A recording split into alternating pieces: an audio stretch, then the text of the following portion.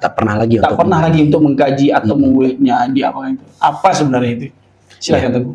Nah, jadi Al-Quran itu merupakan firman Allah yang diturunkan melalui malaikat Jibril kepada Rasulullah Sallallahu Alaihi Wasallam, yang kemudian dibacanya itu mendapatkan pahala, dan setiap hurufnya bahkan itu mendapatkan pahala bagi orang-orang pembacanya. Maka Al-Quran itu merupakan petunjuk bagi kita. Di dalam Quran surah Al-Baqarah itu sudah disebutkan Alif Lam Mim, dzalikal kitabu la raiba fihi hudal lil muttaqin. Bahwasanya inilah kitab Al-Quran yang tidak ada keraguan di dalamnya, itu petunjuk bagi orang-orang yang bertakwa. Nah, jadi petunjuk, kata-kata petunjuk itu berarti memang sesuatu yang mengarahkan seseorang supaya dia itu menuju pada Allah Subhanahu wa Ta'ala. Nah, jadi petunjuk. Kalau kita ingin berjalan ke Baitur Rahman, kita yang tidak pernah pergi ke sana, otomatis kita mencari petunjuk jalan, gitu kan. Ketika kita tidak ada lagi arah tujuan gitu kan, kita tanya sama orang lain, itulah petunjuk gitu kan. Maka ketika kita ingin menuju kepada Rob pencipta kita, maka kita tanyakan kepada Al-Quran, Nah, jalan-jalan yang telah ditempuh itu melalui orang-orang terdahulu, para nabi, syuhada, siddiqin, dan salihin itu, mereka itu ya berpegang itu pada Al-Quranul Karim. Maka itu yang pertama, indahnya Al-Quran itu memang sebagai petunjuk manusia. Nah, saya sering menyampaikan gini, Ustaz ya, kalau umpamanya kita itu ada masalah, coba tuh sandarkan kepada Al-Quran. Misal contoh, saat kita itu sedang ditimpakan musibah. Cari ayat-ayat tentang musibah di dalam Al-Quran, itu bisa menenangkan jiwa kita. Saat kita itu ditimpa ujian-ujian yang berat kita rasakan, baca Quran surah yang lain gitu. Apakah misalnya la yukallifullahu nafsan illa wus'aha laha ma kasabat wa 'alaiha maktasabat.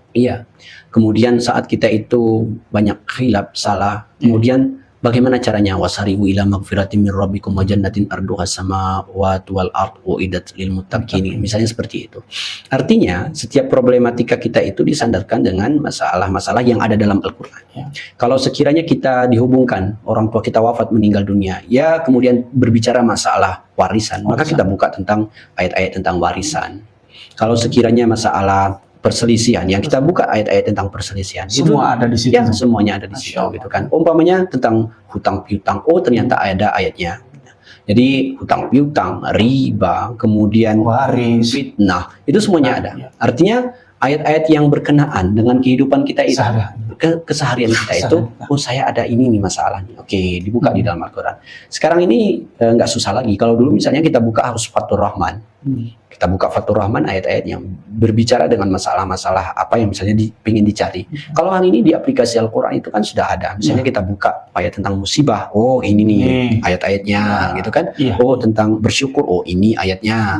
Oh tentang pendidikan, oh ini ayatnya gitu. Artinya semuanya itu ada di dalam Al-Quran. Oh tentang surga nih, keindahan surga nih gitu kan.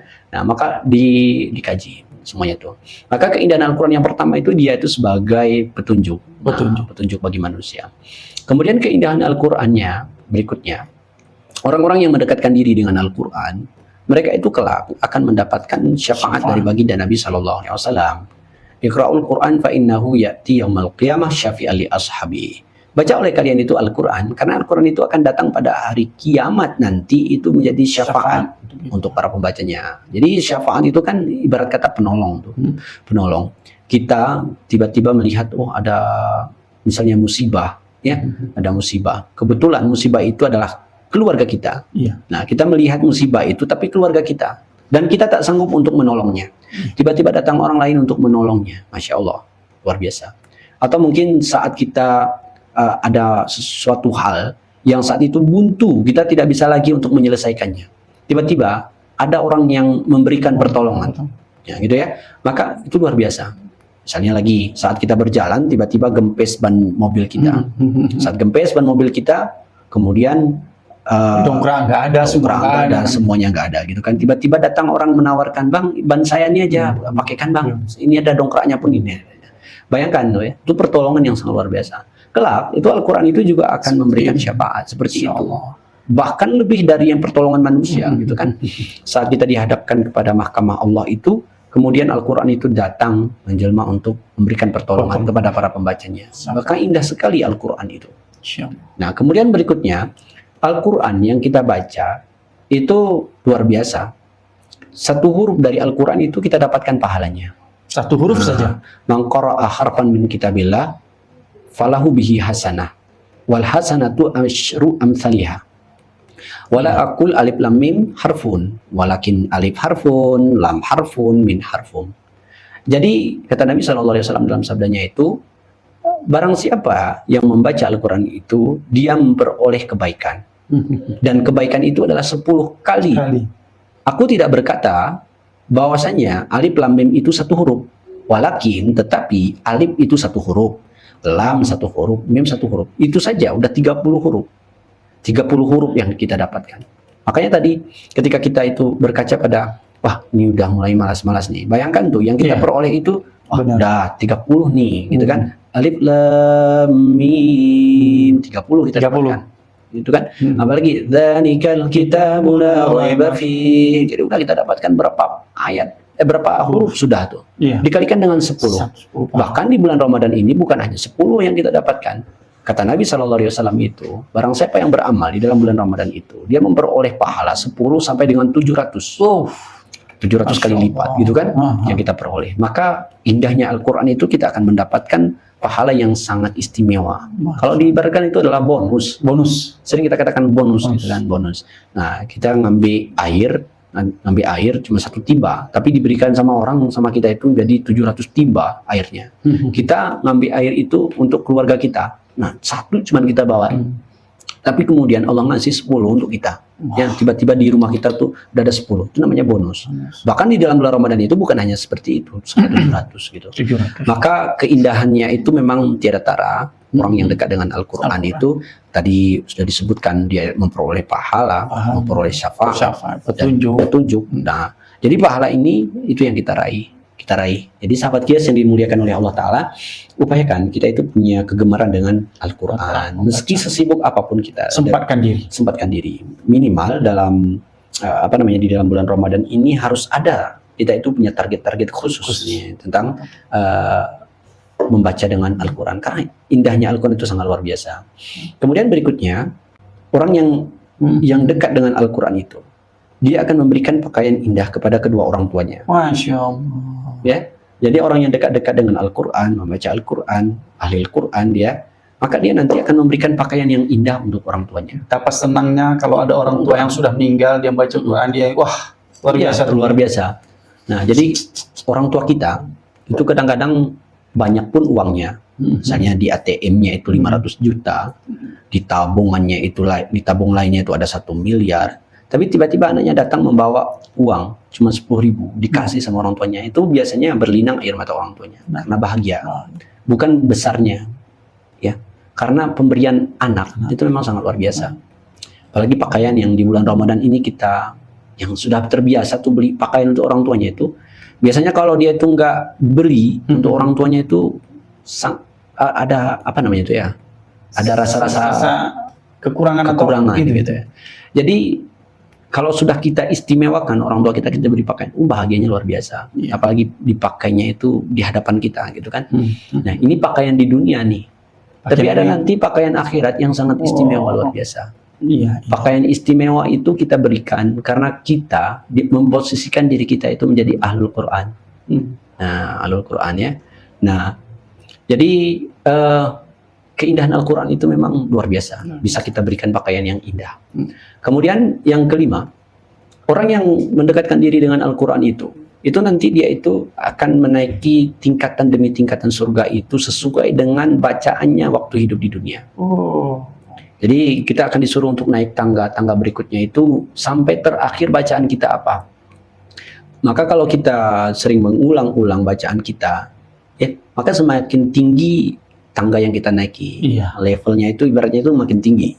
Nah, meski kadang-kadang yang kita baca itu ya berulang-ulang saja, maka orang-orang yang merutinitaskan, mereka itu akan diperintahkan untuk menaiki tangga-tangga berikutnya gitu di hadapan Allah Subhanahu wa Ta'ala. Bahkan kemudian yang keenam itu adalah kita bisa menolong orang tua kita, memberikan pertolongan nih. Orang-orang yang dekat dengan Al-Quran itu bisa memberikan pertolongan kepada orang tuanya. Orang tuanya tidak bisa mencapai derajat anaknya, maka anaknya itu Nah, bisa rajin meminta membaca. kepada Allah supaya dikumpulkan orang tuanya itu setara dengan dirinya.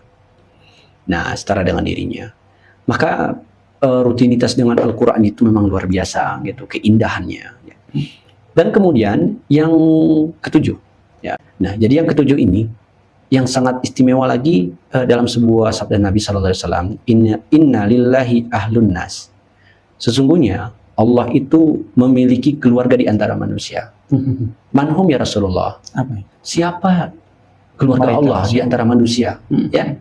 Maka kemudian dijawab Nabi, ahlullah, keluarga Allah dari manusia itu adalah yaitu min ahlil Quran.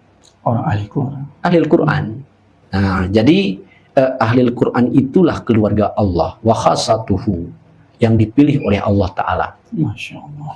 Bayangkan loh, kita menjadi keluarganya Allah. Ya. Jadi kalau sudah menjadi keluarga Allah, kayaknya mustahil lah kita itu nggak masuk ya ke dalam rumah Allah. ya, Ke surga. ke surga gitu ya. Yang disiapkannya itu yang indah-indah itu mustahil ya. Nah, jadi sesungguhnya Allah itu memiliki keluarga di antara manusia. Ditanya oleh para sahabat, siapa di antara mereka itu ya Rasulullah? Mereka itulah ahlul Quran dan mereka itulah keluarganya Allah yang dipilihnya. Nah, jadi luar biasa tuh. Kalau kita itu punya keluarga, misalnya keluarga bupati, pejabat lah gitu kan, presiden, bangganya luar biasa gitu. Saat kita masuk tak perlu ada pengawalan, disuruh masuk gitu kan, mau kita itu free, bebas ya, tanpa pemeriksaan. Pasti kita tanpa pemeriksaan gitu ya. Itu namanya keluarga. Nah, maka kemudian bayangkan kalau kita itu adalah keluarga Allah, gitu ya. Waduh, yang pemeriksaannya itu lebih ketat dari pemeriksaan yang ada di dunia. Iya. Ya. Nah, di dunia ini kan paling 2-3 orang yang memeriksa. Tapi kalau di sana itu ribuan malaikat itu yang memeriksa. Tapi orang-orang yang memiliki keluarga, menjadi keluarga Allah itu, maka mereka itu artinya apa namanya itu, memiliki keleluasan menjadi keluarganya Allah itu sangat istimewa. Maka kalau kita ingin menjadi keluarganya Allah, maka kita itu harus punya tahlil Quran. Ya, tahlil Quran itu punya hubungan dengan Al-Quran. Punya hubungan dengan Al-Quran. Nah, jadi upayakan rutinitaskan dengan Al-Quran itu. Jadi kalau kita sehari itu nggak ada dengan Al-Quran, rugi rasanya kita itu gitu ya. Maka sahabat Qiyas yang dimuliakan oleh Allah Ta'ala, beruntung sekali orang-orang yang punya kedekatan dengan Al-Quran itu. Ketika dia punya kedekatan dengan Al-Quran, insya Allah tuh dia menjadi keluarganya Allah Subhanahu wa Ta'ala. Jadi memang indah dengan Al-Quran. Dan kemudian memang di samping Al-Quran itu sebagai apa namanya itu ya, petunjuk tadi, kemudian menjadi keluarganya Allah dan lain sebagainya, tentu saja banyak sekali Al-Quran itu menjelaskan itu, misalnya seperti syifa ya, obat, penawar gitu kan. Jadi wa nunazzilu minal Qur'an ma huwa syifa wa rahmatuhu lil mu'minin gitu kan. Nah, jadi Al-Quran itu menjadi pengobat, artinya penawar dalam kehidupan kita. Maka jadikan Al-Quran itu memang sumber keindahan bagi diri kita. Nah, jadi kalau kita sudah merutinitaskan dekat dengan Al-Quran, maka insya Allah ada keindahan-keindahan tersendiri dalam jiwa kita kalau kita tidak bertemu ataupun membacanya gitu. Nah, tapi kalau sekiranya sudah ada kita rasakan keindahan itu, maka insya Allah dengan sendirinya nih ya, tangan kita ini membuka HP, tapi yang kita buka itu ya Al-Quran. Aplikasi Al-Quran itu kita buka Al-Quran setelah sholat, sesudah sholat maka kita rutinitaskan gitu. Luar biasa tuh dekat dengan Al-Quran. Baiklah Tengku, untuk hari ini sahabat Qiyas, luar biasa penjelasan materi yang diberikan oleh Ustadz kita Tengku Anwar Raju. Semoga bisa menjadi itibar pelajaran untuk kita, tembusannya untuk sahabat Qiyas di mana saja berada. Insya Allah ya. Insya Allah Tengku ya. Ya. Baiklah sahabat Qiyas, untuk hari ini penjelasan dari Ustadz kita Ustadz Anwar Raju semoga bermanfaat untuk kita semua. Akhirul kalam, wassalamualaikum warahmatullahi wabarakatuh. Waalaikumsalam warahmatullahi wabarakatuh. Terima kasih. Alhamdulillah, Masya Allah.